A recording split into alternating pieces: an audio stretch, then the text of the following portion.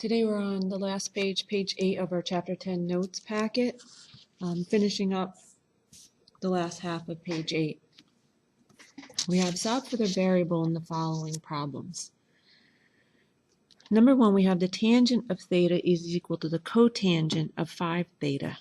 Okay, well, tangent and cotangent are cofunctions. And what's true about the angles of cofunctions? They are complementary. All right. So remember, when cofunctions are equal, the angles will be complementary. So if we need to find our variable here, in this case theta, that means that these two angles must add to 90. So we'll take theta plus 5 theta is equal to 90. Combining 6 theta equals 90, dividing by 6, and theta equals 15. So our value for our variable theta here is 15. Number 2, secant x is equal to cosecant of x plus 60. Well, secant and cosecant are cofunctions, so that means these two angles, x and x plus 60, would have to be complementary. They would have to add to 90. So let's add them, set them equal to 90, combine like terms, and solve for x. We'll subtract 60, that's 2x equals 30, divide by 2, and x equals 15 again. Number 3, sine of 2x equals cosine of x plus 15. Sine and cosine are cofunctions, so our angles here of 2x and x plus 15 must add to 90. They must be complementary. So 2x plus x plus 15 equals 90. 3x plus 15 equals 90. Subtract 15. 3x is equal to 75, and divide by 3. X equals 25. And we can always check our value in the calculator, right? If we have sine of 2 times 25 is 50, right? So sine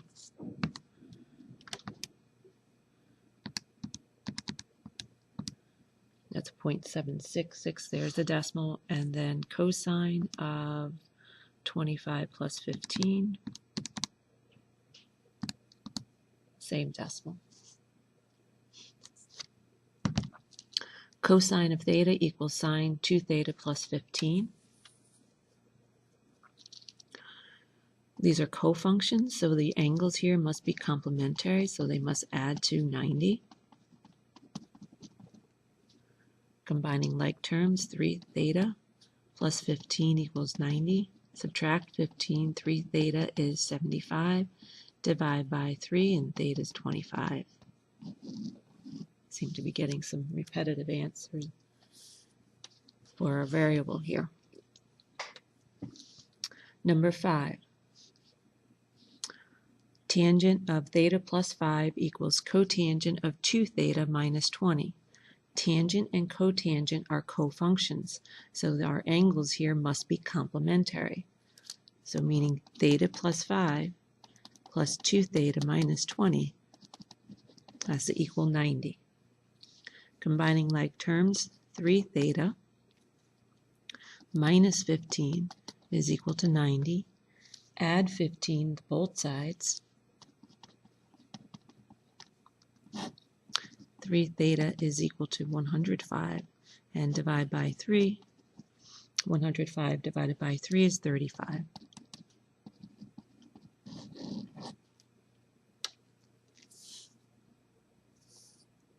Number 6, secant of x plus 8 is equal to cosecant of 90 minus 2x. Secant, cosecant are cofunctions, so our angles here must be complementary. So x plus 8 plus 90 minus 2x would have to equal 90. Combining like terms, that's negative x plus 98 is equal to 90. If I subtract 98, negative x is equal to negative 8, and divide by negative 1, x equals 8. Okay, now one thing I want to go back to is the Pythagorean identities. Back on page, I think it was page 5 of our notes, we looked at some of our trig identities, and the one that you have to remember was the first Pythagorean identity, that sine squared theta plus cosine squared theta is equal to 1. We want to take this and derive the other two Pythagorean trig identities. Now, what were the other two? They were tangent squared theta plus 1 is equal to secant squared theta, and 1 plus cotangent squared theta is equal to cosecant squared theta.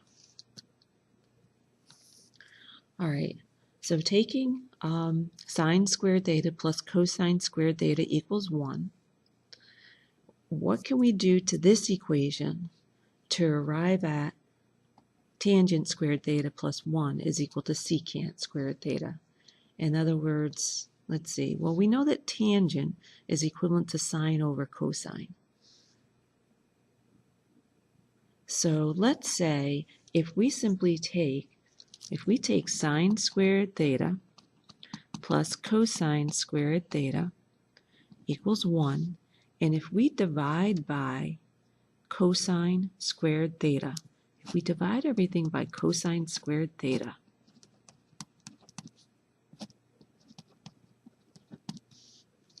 right? Well, sine squared theta over cosine squared theta is tangent squared theta. Cosine divided by cosine is 1, and 1 over cosine squared theta, well, this is the reciprocal of 1 over cosine is equivalent to secant.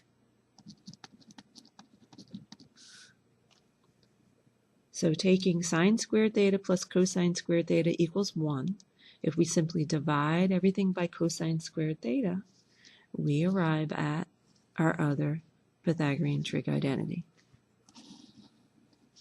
Tangent squared theta plus 1 equals secant squared theta. Now, how about go back to the original here, sine squared theta plus cosine squared theta equals 1, and we want to derive 1 plus cotangent squared theta equals cosecant squared theta. Well, let's see. Cosecant is the reciprocal of sine, so that's 1 over sine. So what if we take this and divide each term by sine squared theta, right? So let me rewrite our original. Sine squared theta plus cosine squared theta equals 1, and let's divide by sine squared theta.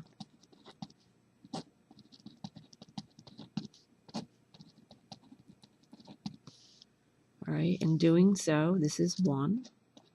Cosecant squared theta over sine squared theta is equivalent to cotangent, right? Cosine over sine is cotangent. And 1 over sine squared theta is equivalent to cosecant. And there we have. We took the Pythagorean identity that you need to know this one, and divided by cosine squared theta to derive the next one, the second one, tan squared theta plus 1 equals secant squared theta, and then divided by sine squared theta to arrive at the third Pythagorean identity. Okay, so this concludes our video for today. Thank you.